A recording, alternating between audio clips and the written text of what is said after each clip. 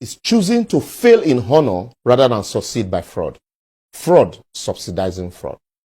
Sometimes in March 2021, the defunct Petroleum Pricing Regulatory and Marketing Authority, then government agency authorized to regulate prices of petroleum products, stated that after a review of the pricing template on all ex-coastal and in-coastal charges on the cost of landing of fuel in Nigeria, the expected retail cost, that's cost per liter, should be 212 naira as against the pump price of 185 naira that we're paying. This means that government was then subsidizing the product with an average of 27 naira per liter. That was in 2021. The template reviewed that's the ex-coastal charges reviewed, were average lighting expense, the MPA fee, NIMASA charges, jetty throughput charges, storage charges. At least those that work in MPA will understand this.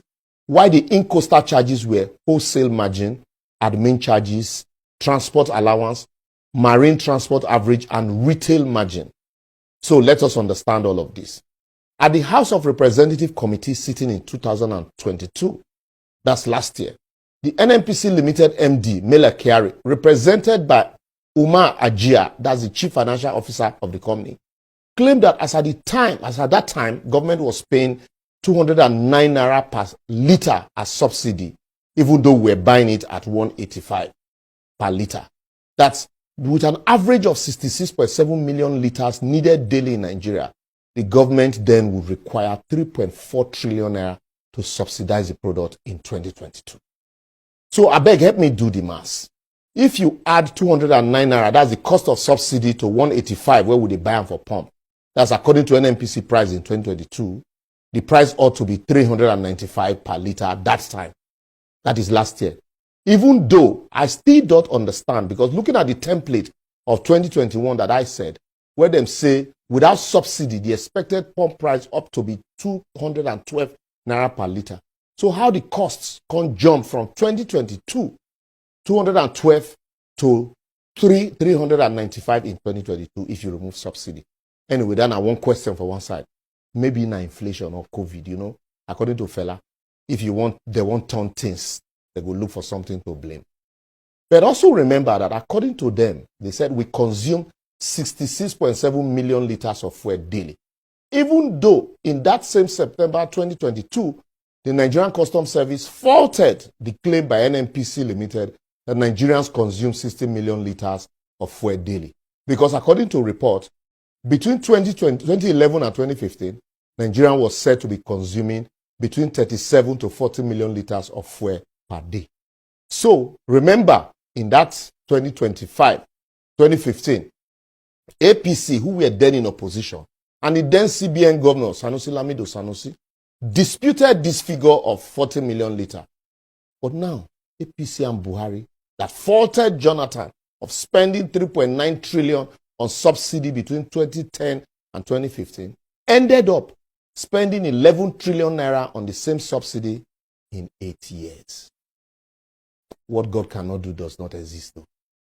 Anyway, just follow me small, you understand where we are going to. In March this year, 2023, the NNPC Limited MD, Kyari, while stating that our daily consumption has moved to 79.8 trillion liters daily, stated categorically, and I want to quote him, our customers are here, we're transferring to each of them at 113 naira per liter. That means there's a difference of close to 202 for every liter of PMS we import into this country.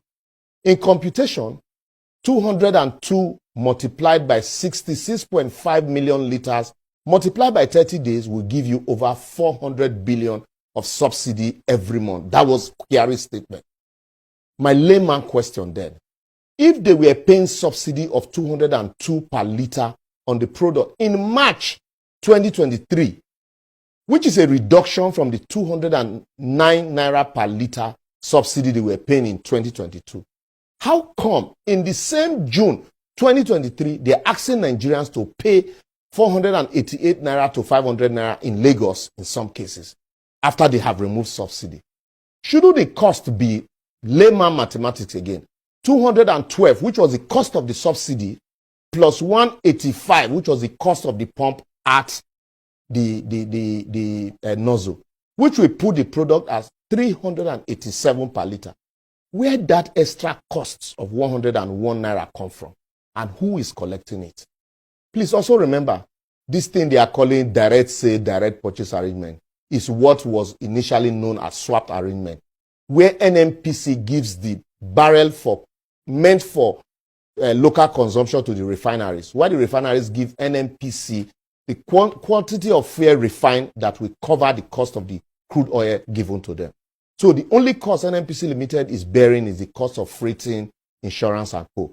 So they know they buy the products.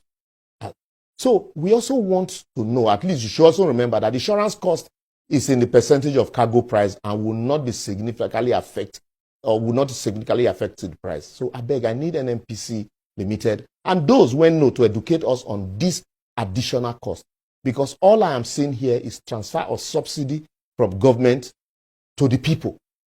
I will therefore advocate that while a lot of economists agree that subsidy was a fraud and should go, NNPC Limited should not transfer the fraud to the ordinary Nigeria. They need to explain to Nigerians in clear and transparent terms how this their expected retail price was arrived at using the same template that they used in 2021. With that, we can even estimate how much agencies like MPA, NIMASA would generate from charges on crude oil vessel. Because this 130% changes in their cost driven between 2021 and 2023 is a big question that I'm still finding hard to answer. I dey wait for answer. And I beg, please, don't even bring the cost of dollar here, because subsidy is not paid in dollars. All of these things I have explained is in local currency. Well, because of time, that's all we can take on this show today.